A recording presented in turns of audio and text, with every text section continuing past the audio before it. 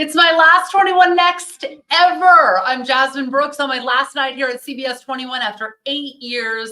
And I'll tell you, this story, and I've read a lot of stories, is for the birds. A lot of them. There is a bird shop in Adams County, and they sell birds, rare, exotic, pet birds. And basically, it appears this place was abandoned. But for the real scoop, let's bring in Yasmin Cowan, who is outside Bird Boys. Where are you and what is going on?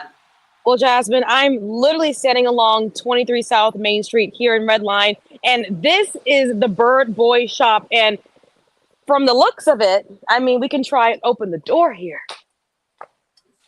It's locked now. At first, it wasn't locked. So basically, what happened was Patricia Snyder, she's walking along the street here, hoping to get some food for her pet bird. And then she walked inside, and guess what? She says she saw hundreds of birds screaming, screeching, crying out basically for help, what she says. And they had no food. There was no air conditioning, and their bowls inside of their cages were dry. Why? Because she says there was no water in them, Jasmine. So basically, Patricia is a local bird owner. She goes to get the food. And from what I understand, there's not just one level of this place, but it appears there were different birds in different areas of the store. Oh, that's what she says. Actually, when she grabbed a witness from next door who worked at a gym, and the gym is actually right here, you can't really see it. When they went back inside again, they went in the basement, and guess what? She says they saw hundreds upon hundreds of birds downstairs. Wow. Where's the owner and who owns it?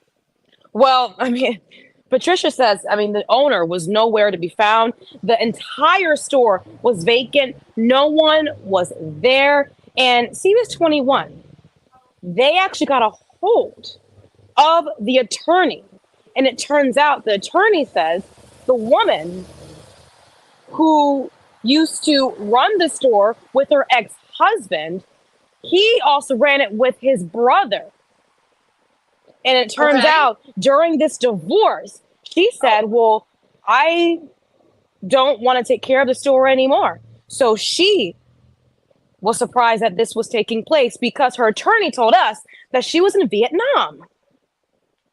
Okay. There's a lot of information. Yes. So you're telling me the owners were married, we're going through a divorce. She's back in Vietnam, according to the family's attorney. So where is the man and his brother that owns the store? And why are they just leaving the door open? Are they okay? Should we be worried about these men? Where are they? And that's what we're trying to find out, Jasmine. We don't know where the owners are. The doors are locked. We can't even get in. And even on their website, if you look on Google and you type in Bird Boys, you'll see it says permanently closed. Permanently closed. Yeah, so we don't know where they are.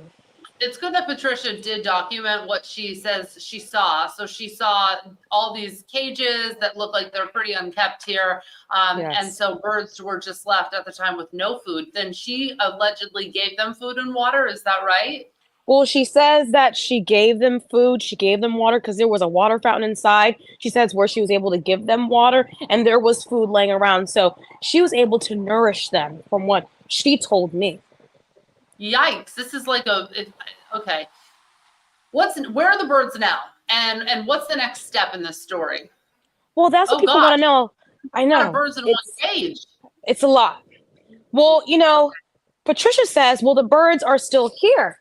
But as I'm walking to this door, I don't hear anything at all. So that's the big question here. We don't know where the birds are. We know that, there's a parrot rescue sanctuary who's hoping to seize the birds, but they say police is investigating this. So right now, we don't know where they are at this point. We don't.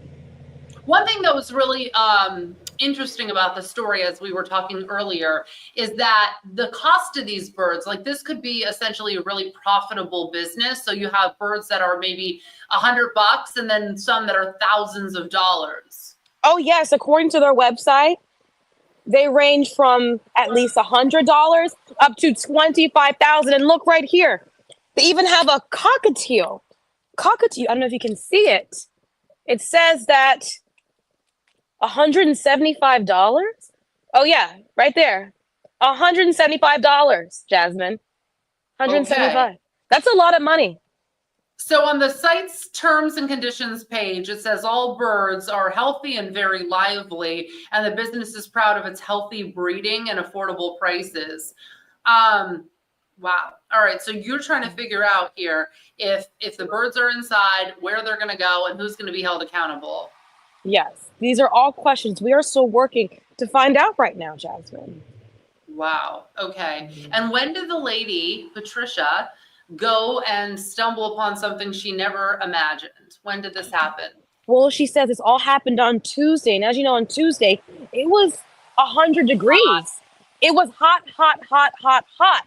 So she was very worried because she says there's no air conditioning. It was hot outside. The birds were just screaming. And she also says that the birds, when they have anxiety, when they're scared, they pluck their feathers. And she saw one of the birds, the feathers were gone on the neck. When I was a little girl, my grandmother had a macaw parrot, and the bird was very stressed, and it was a naked bird. Yes. Yes. Naked. Except Oh. for the feathers on its head, because he couldn't pluck the feathers on its head. You can't reach that far. Yes. Yeah. So Yeah. I want you to stay on top of this, though. I want to figure out who is going to be held responsible. What are the consequences? Why was this situation? It just sounds so weird, and there's so many questions left. So we're going to follow you for sure, so we can get more details. A lot of moving components here, Jasmine. All right. We'll see you soon live in Adams County. Thank you, Yasmin. Thank you. All right, let's go to Tom Russell because he's here tonight for my last day. Thank goodness. And he's bringing you the forecast. Hi. It can't be true. It cannot be true. That's true. What have you done to me? Why? Why? Oh, don't be so dramatic. Back. I'm begging. Jeff, Anyways. I give you heat as you leave. Thank 88 you. tomorrow, 90 on Sunday. 90 is the dry day, but we'll have a few storms tomorrow afternoon. All next week, when you're off to whatever you're off to, it's going to be hot. Upper 80s, right around 90, and then we're into the 4th of July. Mm. You'll be, Okay. in the immortal words of Katy Perry, you'll be a firecracker. Oh, gosh. A firework. Can you quote someone How did else? you sing that? Baby, Um, you're a firework. I will not miss your singing, if I'm being honest. Listen, tomorrow I have a going away party around 4:00 outside. Outside. So there'll be a few storms around, but around you, it will be a bubble of gorgeous sunshine.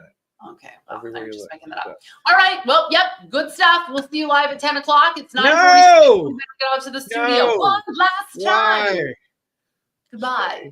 Goodbye, Tom. Oh, won't you stay?